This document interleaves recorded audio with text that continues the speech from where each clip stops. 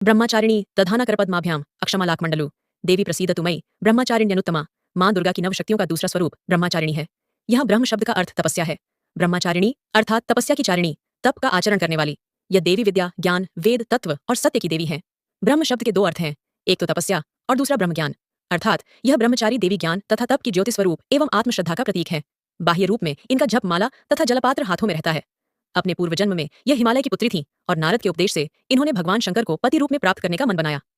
नारद जी के उपदेश से उन्होंने कठिन तपस्या प्रारंभ की। इस कारण इनका नाम ब्रह्मचारिणी पड़ा। इन्होंने निर्जल और निराहार रहकर घोर तपस्या की। तप करते हुए हजारों वर्षों तक केवल बेलपत्र खाकर जीवन निर्वाह किया। कुछ हजार वर्षों तक तो केवल फल फूल खाए। कठिन तपस्या के कारण माता का शरीर क्षीण हो गया। तप के दौरान वनों में भटकती हुई जब यह तपस्विनी अपने तप के प्रभाव से भ्रमित हो चली, तो एक दिन निर्जन जंगल में उन्हें एक विचित्र स्थान दिखाई पड़ा, जहां तपस्वियों की अस्थियां बिखरी पड़ी थीं। इन दृश्यों को देखकर इनके मन में मोह जागृत हो गया और थोड़ी देर के लिए इनके तप में अंतर पड़ गया।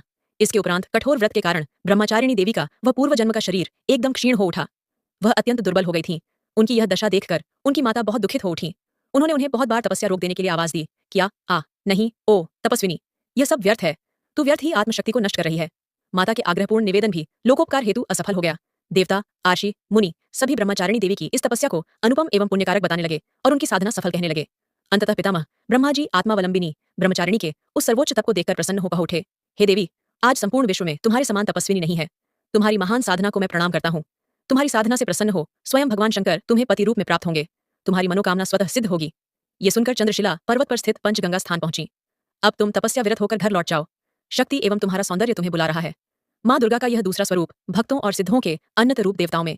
इनकी उपासना से मनुष्य को तप, त्याग, वैराग्य, सदाचार, संयम आदि श्रेष्ठ गुणों से जीवन को नियंत्रण करने की प्रेरणा मिलती है। उसका मन कर्तव्य पथ पर विचलित नहीं होता। मां ब्रह्मचारिणी देवी की कृपा से उसे सर्वत्र सिद्धि और विजय श्री प्राप्त होती है। नवरात्र के द्वितीय दिन इनका पूजन और उपासना की जाती है।